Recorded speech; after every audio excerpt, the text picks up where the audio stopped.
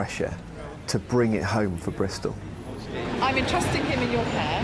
I'm going to say to everybody, if they need him, they should probably come via you. That's what I tend to do when I'm travelling, if it works. Yeah, darling, good. I'll shout if you need me. OK. Well, the rehearsals have gone pretty well, but they've not been perfect. So I'm hopeful that it's perfect on the day. And I think that's the right way round. Sometimes you can have perfect rehearsals and it all goes belly up on the day.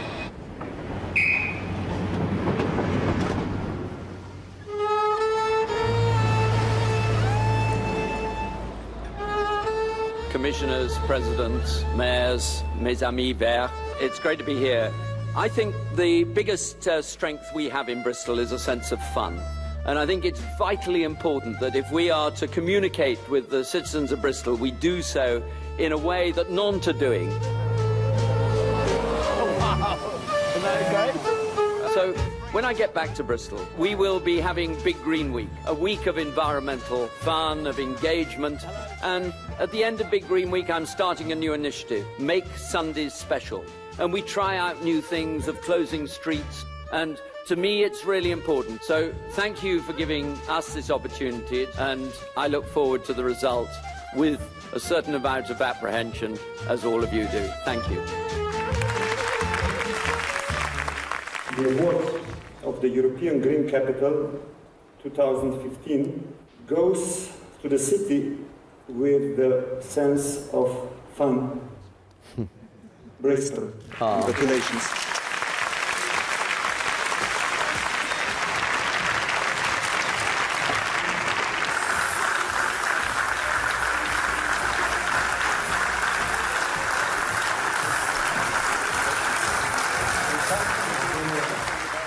Three, two, one. Les sourires, s'il vous plaît. Voilà, merci beaucoup.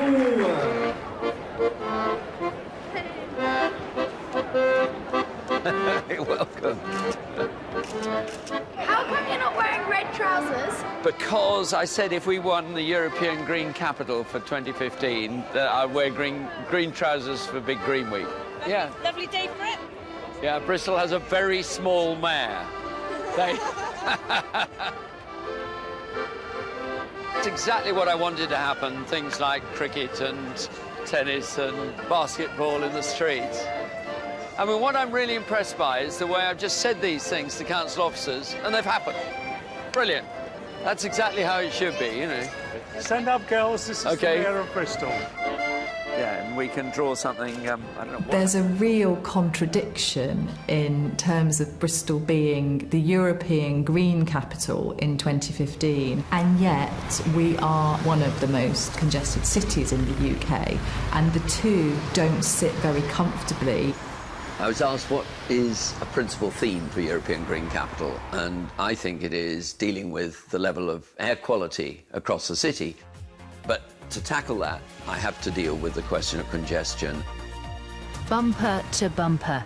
50,000 vehicles come into the city during rush hour alone, but now 18 areas close to the city centre could become residents only during the day. There are parts of Bristol that have been crying out for residents parking, and in fact previous administrations have looked at it several times over, but I think there was a general recognition that politically it wasn't going to be that popular rolling out across the city. So to George's credit, I think his vision and certainly his learning, having talked to other cities, you know, because it would be ludicrous to think he's just woken up one day and said, oh, hey, look, do you know what, guys, just for the chuff of it, let's roll out, you know, residents parking, because, hey, everyone's going to love that. In your election manifesto, you said that you'd seek to devolve power to local communities. Yeah. You seem to have disempowered local communities by declaring that you'll impose a one-size-fits-all residents' parking scheme. I think you misrepresent me, with due respect. I've said that I want this to be tailored to local needs. If you are within the scheme, I can't leave a hole in it. You can't leave a hole in a residents' parking scheme because that will just be exploited, and I can tell you that's what happens.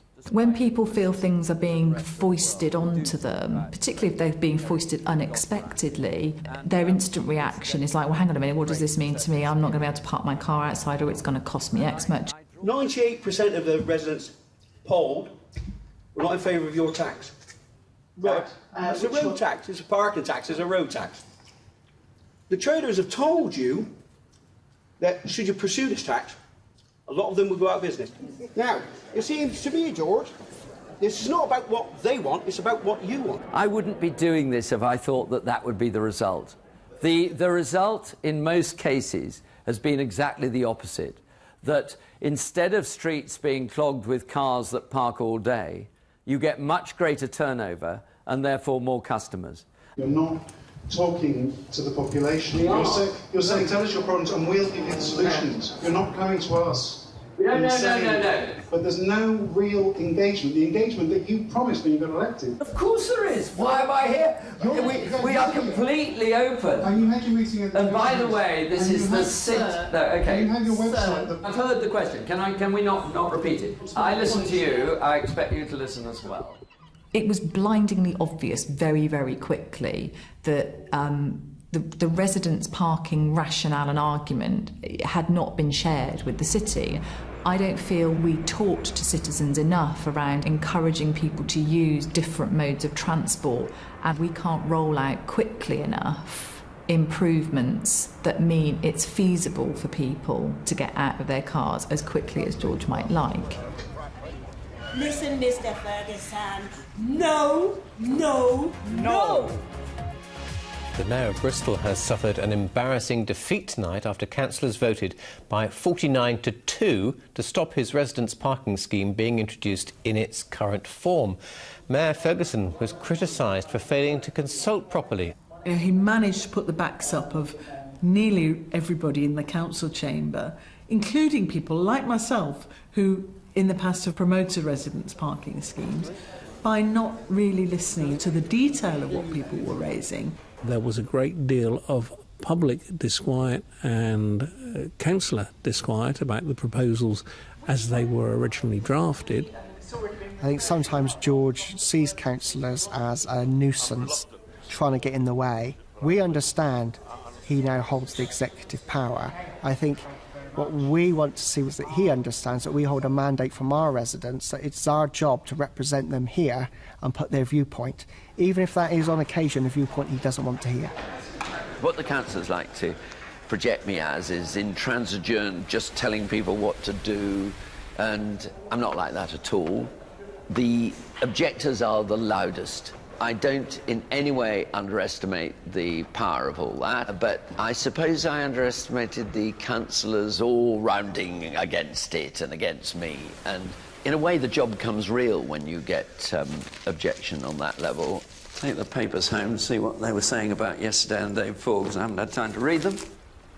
Over the weekend, I thought I have kicked up a bit of a hornet's nest, going for the total residence parking zone as one shot. The original proposal was 18 zones. I listened and I've adjusted it to 10 of those zones. We've considered what are major revisions to the programme. I will ask Cabinet members if they would like to add any comments, and I'm sure that some would. My position would have been such that I could not have supported the original proposals as they were tabled. What is now put forward, I think, is a really positive sign. We ultimately ended up with a proposal that still brings about much of what George wanted to happen, but brings it about at a slower pace, and it seems to be a better outcome for all concerned. I will end up with a really nice thing that somebody said to me: the noble art of losing face will one day save the human race. And I genuinely thank you all for the contribution you've made. I mean, that was really good, moving from uniting the council against me to uniting the cabinet with me. I think that's a pretty good result. In a way, I think the year has gone both slowly and quickly. There's been a tremendous amount of change and, I think, achievement. And yet, I find myself a year on, still learning. It's difficult for one mayor in one city to change the culture of local government. Power is still very, very concentrated in Westminster. And the jury's out on whether the government will live up to its pledge that those cities that opt for mayors will have more access to more funding. But I still think that he has the right to go up to Westminster and argue his case for special treatment. Mr. Mayor, I'd like to present you with a flower. Really very kind. Yeah, That's very kind of you. Enjoy your day. Yeah. Much appreciated. Mr. Mayor? Yes. First of all, I voted for an independent mayor because I don't believe party politics should be in local government, right? Yeah, good. But I have to say, I think your dress and your red trousers are now beyond a joke, and you're degrading Bristol. But that's just an opinion. Yeah, that's your opinion. You're entitled to it, but I don't take that seriously. I am who I am. And if you want another suited councillor, vote for one next time. But I'm afraid you get what you get with me.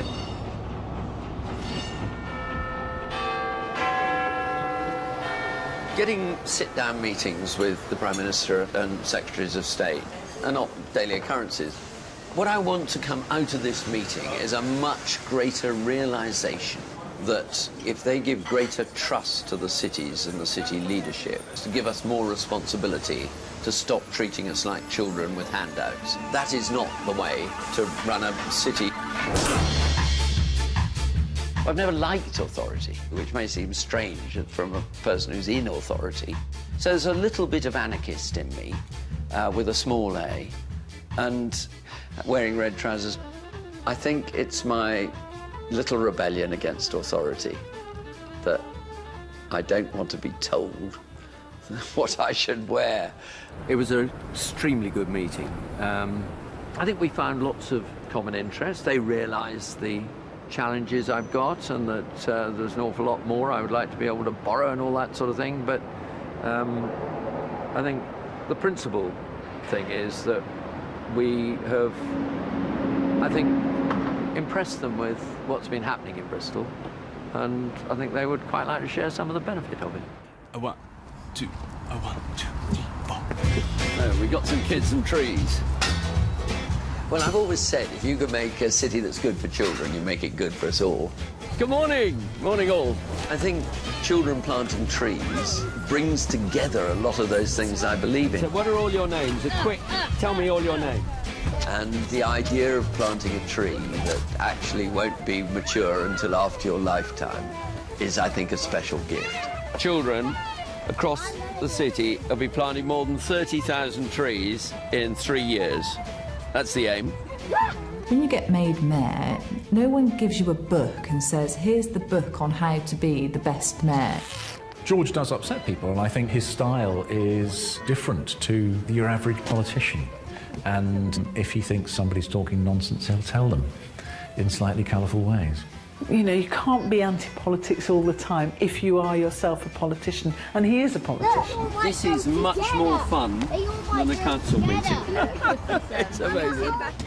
I'm not saying George is perfect. He is impatient. He can be deeply frustrating. However, in terms of what this city needs, in terms of passion and commitment and energy and drive and real vision, he's got that in bucket loads. I think I'm proud. A woman's pleaded guilty to murdering 3 men. Early up on the day.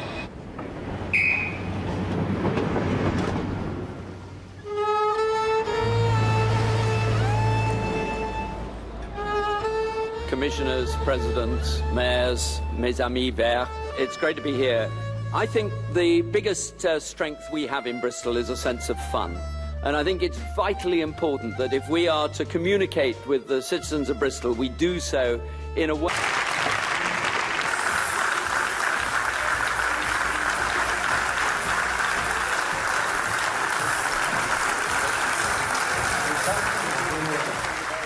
Three, 2, 1, les sourires, s'il vous plaît. Voilà, merci beaucoup.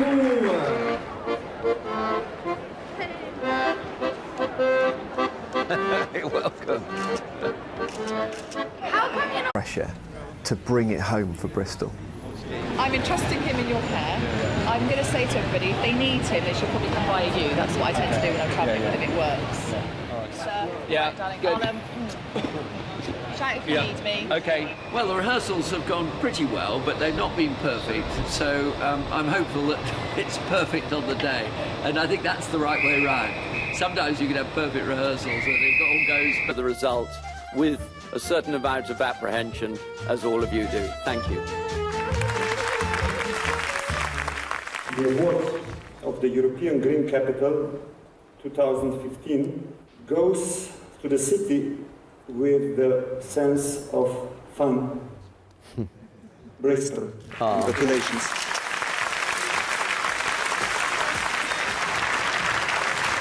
That none are doing.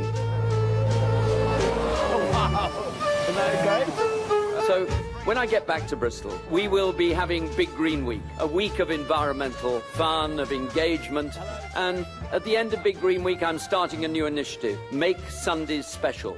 And we try out new things of closing streets, and to me, it's really important. So thank you for giving us this opportunity, and I look forward to